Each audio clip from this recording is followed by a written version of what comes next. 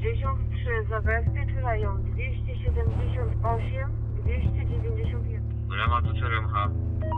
Przyjechał kierowca ze stacji brygady. Countless tons of concrete, barbed wire and metal bars line the Polish-Belarusian border. This is Europe's new Iron Curtain. Don't let the lack of combat fool you here. A hybrid war is being waged where instead of missiles, migrants are being sent across the border. It's more than 1,000 kilometres from Vladimir Putin's invading army, far from the reach of conventional Russian artillery, so another tactic has been deployed. Tens of thousands of migrants. They are mostly men, not armed with weapons, but whatever's at arm's reach. On a migration pathway coordinated by the Kremlin, travelling from countries like Syria, Ethiopia, Sudan, Yemen and more, part of an effort to destabilise Europe. All of them are met with this, one of the most heavily fortified barriers on the continent, purpose-built after the Polish border guard quickly became overwhelmed at the start of the Ukraine war. And how many people are trying to attempt to cross the border? How frequently do they come? So imagine in 2019 there was 13 people who illegally crossed that border. In 2020 that was more than 100, but in 2021 that was about 30,000. So you see the number of those people who try illegally to cross the borders was really huge. Polish authorities say they arrive in Belarus on tourist or student visas and are helped across, with payments ranging between $10,000 and $20,000. Europe's new Iron Curtain is 5.5 metres high, 400 kilometres wide, lined with razor wire, covered with cameras and patrolled by 13,000 guards, dogs and aerial drones. And those are just the defences you can see. So when they try to dig, we get information in the special center where people are sitting and watching, observing the border all the time, 24 hours per day.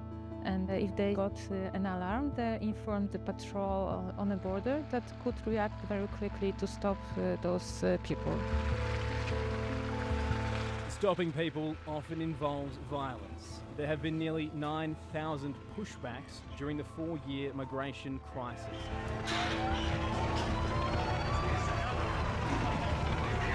Repelling potential refugees without giving them the right to apply for asylum is illegal under international law.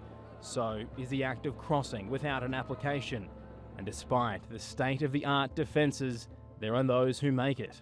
They're exposed to all different kinds of suffering. So first half of our patients suffer from physical trauma.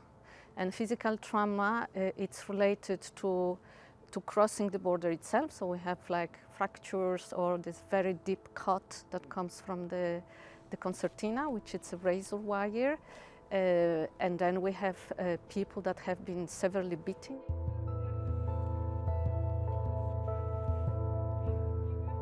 Even though there are little lethal weapons, this area has earned a reputation as Europe's death zone. A border Doctors Without Borders can't go beyond. To date, the organisation has treated 450 people who've crossed into the Polish countryside. But they don't just suffer the injuries from the security measures, they also experience the effects of spending weeks unsheltered in the Eastern European wilderness. So for several months we have people suffering from hypothermia, which is a very dangerous condition.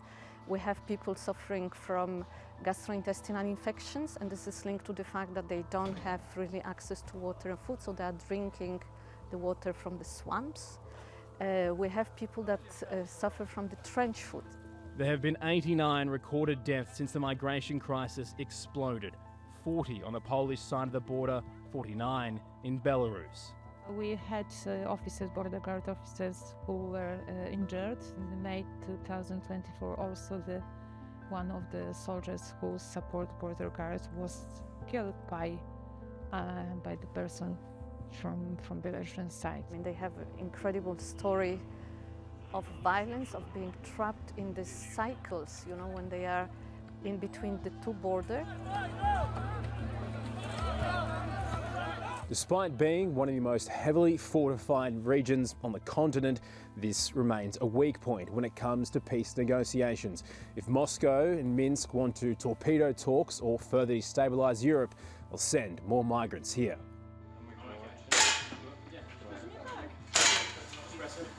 This is a symptom of that destabilisation, a shooting range inside a secondary school. In Poland, children's firearms training is now mandatory. It's an initiative that was put in place after the collapse of the Soviet Union and has now been revived. After the war broke, the increase of the people who started to be interested in shooting or owning the gun was dramatically increased. Colloquially called war panic, a condition quickly spreading across the continent.